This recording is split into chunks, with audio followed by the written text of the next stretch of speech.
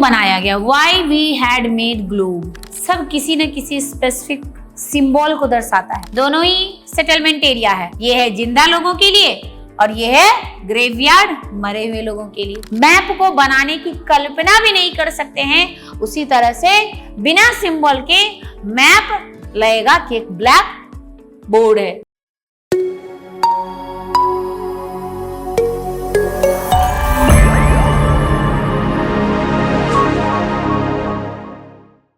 Good morning all of you again and प्रणाम all of you. चलिए आज हम फिर से पढ़ेंगे सोशल साइंस क्लास 6 थीम ए चैप्टर नंबर 1।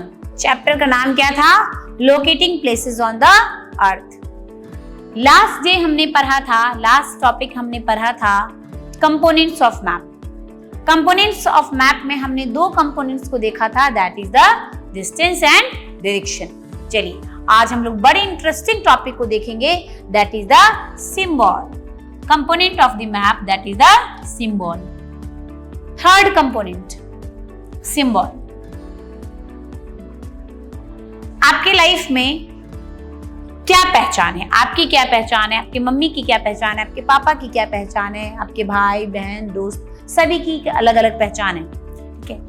उसी तरह से सिंबल एक पहचान है। Symbol is a sign, symbol is a helpful tool to know the different features on the map. Symbol के बिना शायद हमारा जीवन वैसा ही होता जैसा कार्डबोर्ड पे हर एक चीज एक ही कलर से है, एक ही चीज से बना हुआ है, शायद उसमें कोई डिफरेंशिएशन नहीं होता।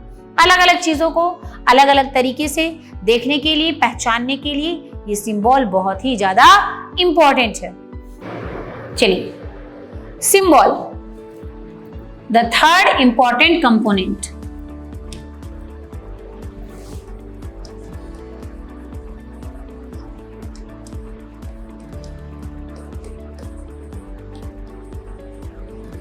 Third important component of map,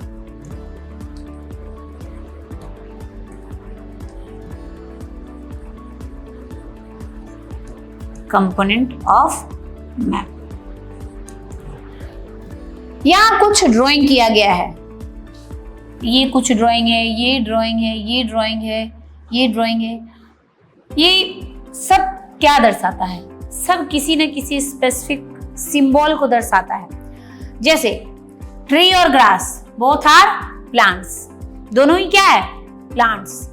but trees को इस टाइप से दर्शाया गया है, ग्रीन कलर, ग्रास को इस टाइप से दर्शाया गया है, क्योंकि जरूरी है कि एक ही जगह पे ट्रीज भी हो सकते हैं या ग्रास भी हो सकते हैं। तो ग्रास को ग्रास की जैसे दिखाया गया, ट्रीज का ये सिंबल है। चलिए दूसरा, सेटलमेंट एंड ग्रेवयार्ड। दोनों ही सेटलमेंट एरिया है, ये है जिंदा लोगों के लिए और ये है ग्रेवयार्ड, मरे हुए लोगों के लिए।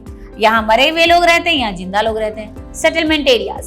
तो देखिए सेटलमेंट एरियाज और ग्रेवयार्ड एक जगह पे कई मोहल्ले में होते हैं, कि घर भी होते हैं, वहीं कब्रिस्तान भी होता है, शमशान भी होता है। तो उन चीजों में डिफरेंशिएशन कैसे होगा कि यहाँ ग्रेवयार्ड है, यहाँ अपार्टमेंट है, यहाँ बिल्डिंग है, तो उन सब चीज के लिए अलग अलग सिंबल्स को रिप्रेजेंट किया गया है। आपने एड्रेस भरा होगा, एड्रेस में क्या होता है, पीएस होता है, पीओ होता है। ये क्या है, पीएस पीओ, ये पीएस पीओ ये भी एक सिंबल है। PS means police station, PO means post office, and that is the third important component, PTO, post and telegraph office. चलिए इन चीजों के बारे में डिटेल में अगले बार पढ़ेंगे, तब तक के लिए दूसरे सिंबल्स को देखते हैं। टेम्पल, चर्च, मॉस्क, छतरी, ये क्या है, what are these? These are the religious places. अलग अलग रिलीजियस प्लेसेस हैं, अलग अलग धर्म से जुड़े हुए अलग अलग प्लेसेस। तो ये है मंदिर, ये चर्च, प्लस वाला साइन देखा होगा ना, क्रिश्चियन यूजुअली क्या करते हैं, गले में प्लस वाला साइन पहनते हैं, तो ये प्लस वाला साइन चर्च, ये मॉस्क एंड ये छतरी। These four are the different religious places। अब इनका भी सिंबल अलग अलग है। यहाँ देखिए ये सारे जितने भी हैं, they all are water bodies. कुछ रिवर हैं, वेल हैं, टैंक हैं, कैनाल हैं, ब्रिज है। इनका भी सिंबल है। कुछ ऐसे हैं बाउंड्रीज। बाउंड्री का मतलब क्या होता है? बाउंड्री का मतलब सीमा रेखा, जो डिफाइन करता है कि आपका एरिया कितनी दूरी तक है। तो बाउंड्री लाइन में 3 तरीके के बाउंड्री आते हैं, international, state and district. International boundary को देखिए, बोल्ड, बीच में डॉटेड लाइन। ये स्टेट बाउंड्री, दोनों में अंतर क्या है? इसमें थोड़े बड़े हैं, इसमें छोटे हैं। और ये है डिस्ट्रिक्ट बाउंड्री, जिसमें कोई डॉटेड नहीं है। तो यहाँ पे हमने देखा कि अलग अलग सिंबल्स हैं। ये सिंबल का क्या इंपॉर्टेंस है? सिंबल किस तरह से हेल्प करता है? सिंबल हमें मैप्स को आसानी से पढ़ने में, आसानी से समझने में, किन चीजों को, मैप पर जरूरी थोड़ी ना होता है कि एक ही चीज है। मैप पर रोड भी है, रिवर भी है, ट्रीज भी है, मंदिर भी है, बहुत सारी चीज होते हैं। जब किसी भी एक जगह का मैप बनाते हैं तो उसमें अलग अलग चीजों के बारे में दिया होता है। अब वो अलग अलग चीजों को पढ़ना है, समझना है, तो उसके लिए अलग अलग चीजों को दिखाना होगा। जैसे आपके पास अलग कान है, नाक है, आंख है, तब तो आप कहते हैं। उसी तरह से सिंबल कह सकते हैं कि आइडेंटिफिकेशन मार्क है। आइडेंटिफिकेशन मार्क किस चीज का? मैप का। बिना ये आइडेंटिफिकेशन मार्क के कोई भी चीज को समझना बहुत मुश्किल है। तो सिंबल क्या करता है? Symbol makes very easy to understand and easy to read the map for the users. जो लोग मैप को यूज करते हैं उनके लिए पढ़ने में, समझने में, मैप को आसान बनाने में ये सिंबल का बहुत बड़ा होता है। जैसे डिस्टेंस और डायरेक्शन के बिना हम मैप को बनाने की कल्पना भी नहीं कर सकते हैं, उसी तरह से बिना सिंबल के मैप लगेगा कि एक ब्लैक बोर्ड है जिस पर कुछ नहीं लिखा हुआ है, पता नहीं चलेगा कहां पे क्या है। तो symbol is very important and it is important to read the map in a very easy manner. चलिए, ये थे अलग अलग कंपोनेंट्स मैप के। Now mapping the earth. Earth का मैपिंग करना। अर्थ का मैपिंग करना मतलब अर्थ के जैसा कुछ एक ऐसा चीज क्रिएट करना, एक ऐसा चीज बनाना, एक ऐसा चीज दिखाना जो बिल्कुल अर्थ की तरह लगे। तो अर्थ का एक मॉडल होता है जिसको कहा गया है ग्लोब। अब ग्लोब को क्यों बनाया गया? Why we had made globe and what is globe? Globe is a miniature model of the earth. Globe is a miniature model of earth or globe is a 3D model of earth.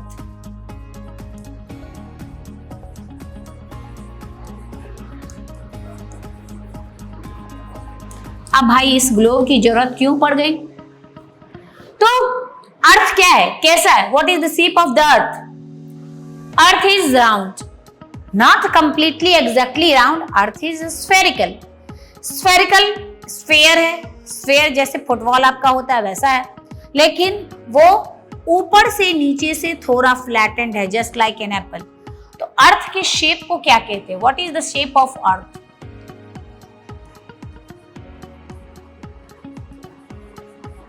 अर्थ के shape को geoid कहते हैं। ये geoid है क्या? Exactly like spherical but flattened at the top and bottom. Bottom और नीचे में जो थोड़ा सा फ्लैट है, थोड़ा सा चिपटा हुआ है, उसी को जियोइड शेप कहते हैं। बट ये है तो स्फेयर। स्फेयर यानी फुटबॉल। और फुटबॉल को क्या पेपर पर हम दर्शा सकते हैं? बिल्कुल नहीं। तो पेपर पर बहुत चीजों को हम नहीं दर्शा पाते हैं, नहीं दिखा पाते हैं, नहीं समझा पाते हैं। इसीलिए ग्लोब की जरूरत पड़ी कि एक ऐसा मॉडल जो लगे कि मानो हमारा पृथ्वी है। अब इस पृथ्वी का जो शेप है, साइज है, वो पृथ्वी के जैसा होगा। पृथ्वी में जैसा दिखाया गया है कि पृथ्वी थोड़ी सी झुकी हुई है, थोड़ा सा फ्लैटेंड है, तो वही mapping the earth is a little more difficult because our planet is not a flat surface. हमारा प्लैनेट क्या है? कोई फ्लैट सरफेस नहीं है। These are flattened at the poles. तो एक शीट ऑफ पेपर पे एक्यूरेट अर्थ को रिप्रेजेंट करना थोड़ा डिफिकल्ट होता है। और इसीलिए हम लोगों ने क्या किया कि ग्लोब बनाया, ग्लोब को कंसीडर किया, जो एक मैप के जैसा draw. This may be a map of the earth, the moon, the planet, Mars, stars and constellation in the sky. Globe क्या है? Globe is a miniature model. अब ग्लोब पर कुछ ऐसे चीज बनाए गए हैं जो ग्लोब को, जैसे मैप्स के लिए सिंबल्स, डायरेक्शंस, डिस्टेंस इंपॉर्टेंट थे, उसी तरह से ग्लोब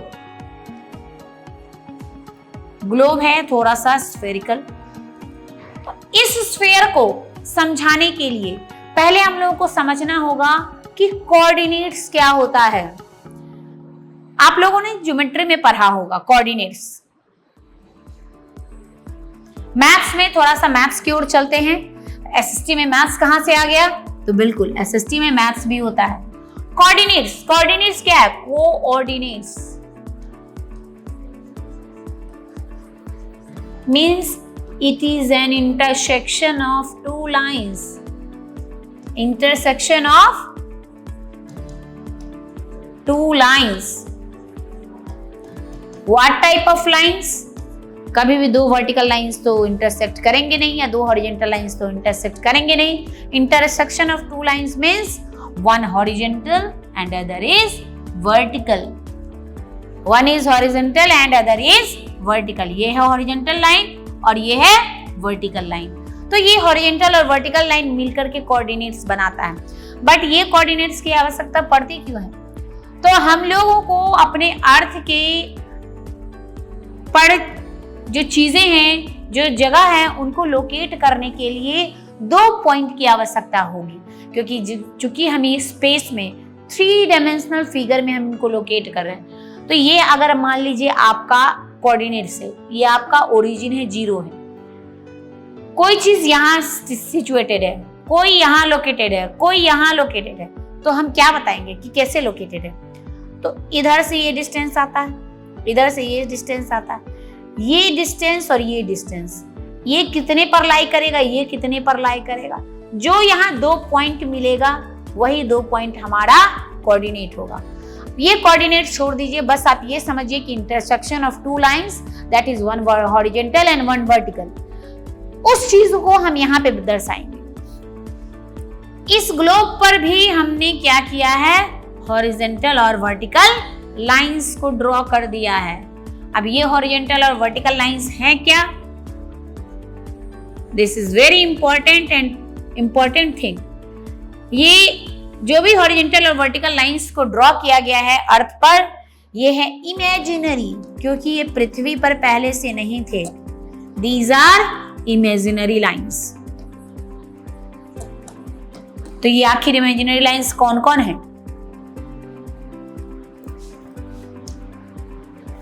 यहां पे आप लोगों को कोऑर्डिनेट्स को समझाया गया है ये चेस बोर्ड के थ्रू, कि जैसे अभी मैंने एग्जांपल आपको दिया था उसी तरह से यहाँ पे चेस के थ्रू समझाया गया है।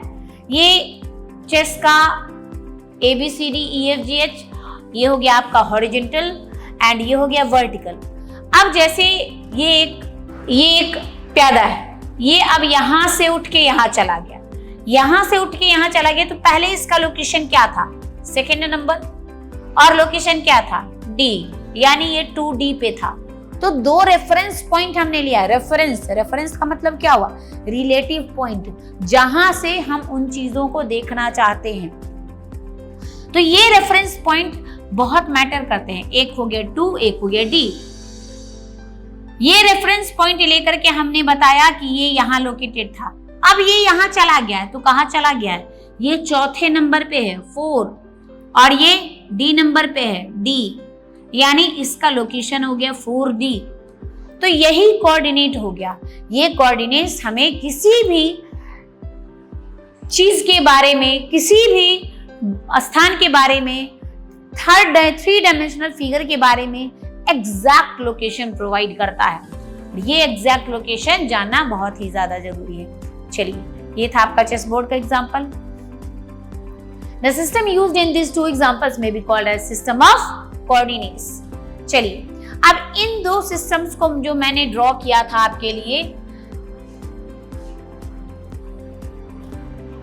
ये अर्थ है, अर्थ पर ये सिस्टम को ड्रॉ किया गया है।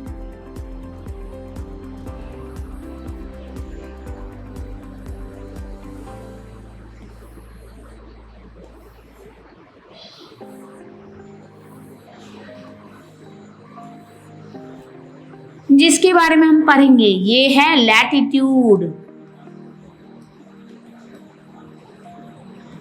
इसके बारे में हम लोग जानेंगे नेक्स्ट क्लास में। तब तक के लिए धन्यवाद and take care all of you.